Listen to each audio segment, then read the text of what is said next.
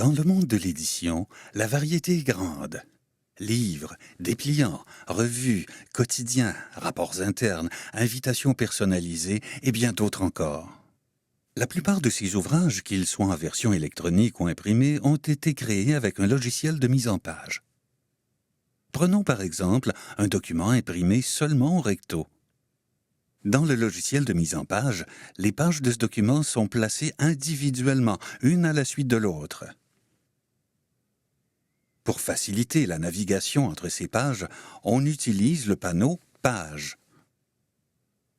En plus de permettre une vue d'ensemble, ce panneau permet de passer rapidement d'une page à l'autre, même si ces pages sont éloignées.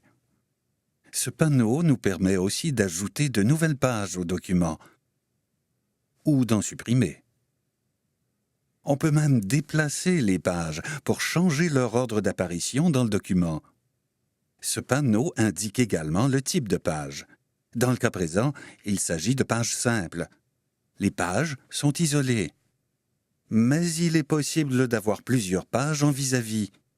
Les pages pouvant être vues ensemble sont placées une à côté de l'autre. On parle alors de planches.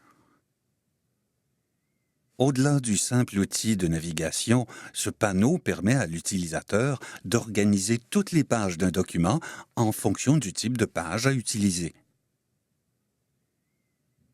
De plus, grâce à ce panneau, on peut créer et gérer un élément de mise en page particulièrement intéressant, le gabarit. Les gabarits sont des pages qui agissent à titre de modèle aux autres pages du document. On place sur les gabarits les éléments qui doivent apparaître sur d'autres pages. Les éléments apparaîtront sur toutes les pages étant associés à ce gabarit. Plusieurs gabarits peuvent être créés. On obtient alors divers modèles pour les pages du document.